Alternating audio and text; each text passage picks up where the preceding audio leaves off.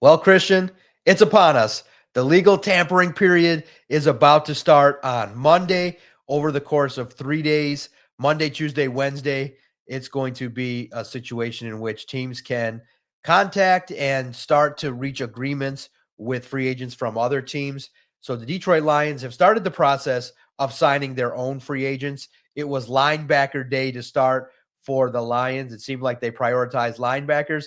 Derek Barnes, Anthony Pittman, Ezekiel Turner. Maybe it made sense that Kelvin Shepard, the new DC, would reach out to Brad Holmes and indicate, hey, get my guys under contract so I can start my work regarding the unit there.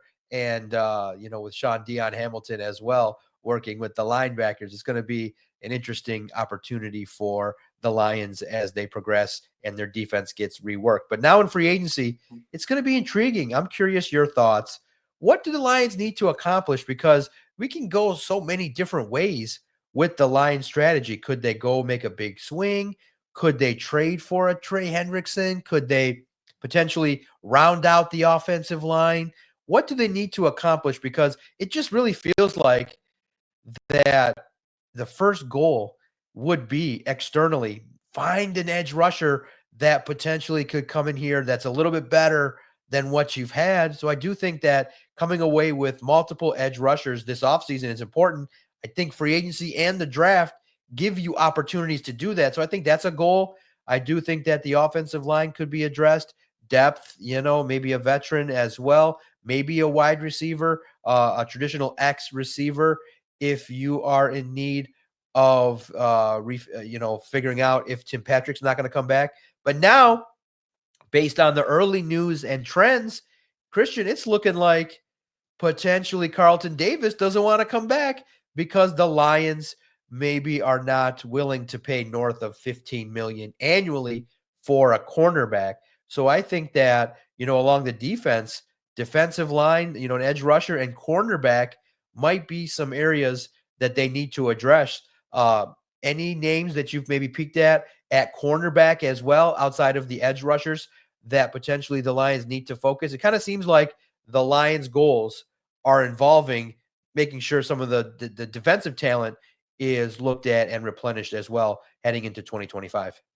Yeah, absolutely. I think at the cornerback position, there's some intriguing options. And you start with Paulson Adebo, a New Orleans Saint. He was drafted in 2021, coming off of a broken femur. So that kind of fits the description of that Brad Holmes target where he's coming off of an injury. You can kind of buy low and hope that you are able to get the best version of that player.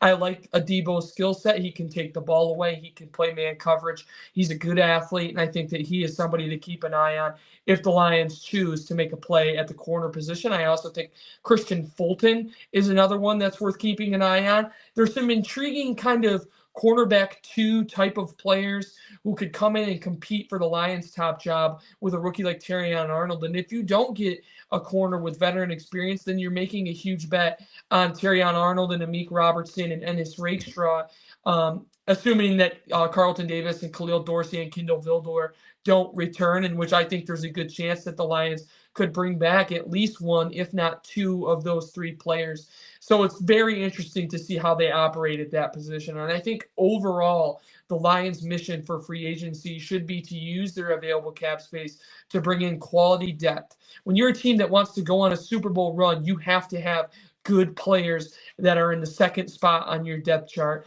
And I think that no team knows that better now than the Detroit Lions based on all the injuries that they had to deal with in 2024. And I think they did do a good job for the most part of navigating what was really an unprecedented amount of injuries for a team that finished the regular season 15-2.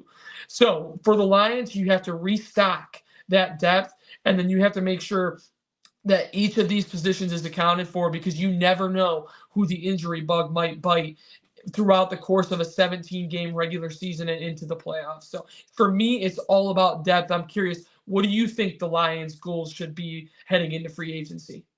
Yeah, it's really interesting too to look at with a football team that's, it feels like the fan base has a little bit stronger sense of urgency than the Lions, because I'm of the opinion you go all in, you maybe inquire about T. Higgins. Unfortunately, it's going to cost you multiple picks now that he's been franchise tagged. So the Bengals have all the leverage. It's unfortunate for a player of that caliber that he's been franchise tagged twice. Like, I want it all. I want all the good players on the Lions to load up. You know, you hear about, teams that are willing. I want Myles Garrett. That would be amazing if the standstill comes to a halt and, you start to hear the drama that's coming out of Cleveland. He wants to talk to the owner, and the owner's like, let the GM handle it, and not willing to speak to the star player. So it kind of feels like it's going to get messy.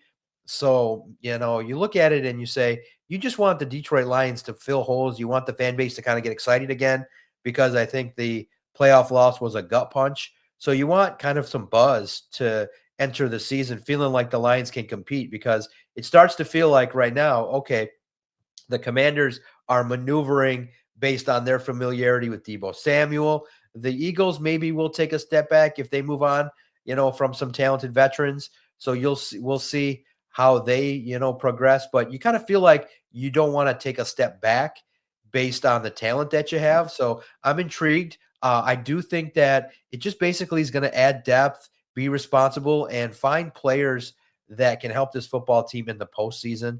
I do like the options at cornerback that you presented. I would like maybe for, a depth piece, along the offensive line that can play guard, tackle, that can potentially step in should there be an injury. So you just want some affordable options that will come in and handle business. And so it'll be interesting to see. So one last thought here, got to ask you, with DK Metcalf available, do you make an inquiry? Because he feels like he's that big body guy. And typically what the Lions like is to kind of target guys that they've seen before. Do you think DK Metcalf would be interesting on the Lions roster? Is he somebody that the Lions could take a swing at? But unfortunately, he's talking in that $30 million range as well. So it just feels like the Lions, when we talk about free agency, the shopping list kind of is dwindled to more mid-range guys when we look at it realistically. Yeah, I think you make an inquiry about DK Metcalf for two reasons. Number one, he does fit that profile of a receiver that the Lions really haven't had. And number two, you don't want to see him end up on the Packers, because that's all the hot buzz Right. right now, right? Is that he could end up being traded to Green Bay. And I think that if you're the Lions, you'd rather have him on your team than playing against you. And I know there's financial elements that will come into play here, and that could be one of the reasons why this deal doesn't end up happening. But I still think it's worth an ask to see what, number one, what he would want in a new deal, and number two, what do the Seahawks want for him. And I think if the price is right on both ends, then they should absolutely make a move for DK Metcalf. I know there's concerns about wide receivers once they get to the age of 30, and the kind of the trend that once they get to that kind of threshold, production starts to tail off. But I still think he's a heck of a player, and he gives you that element. And DK is 1-of-1. He's big, he's physical, and he's fast. And I think he checks a lot of boxes, and I think he would fit in seamlessly with Jared Goff and the Lions offense. So if he's available and the price is right, then absolutely I think the Lions should make that move.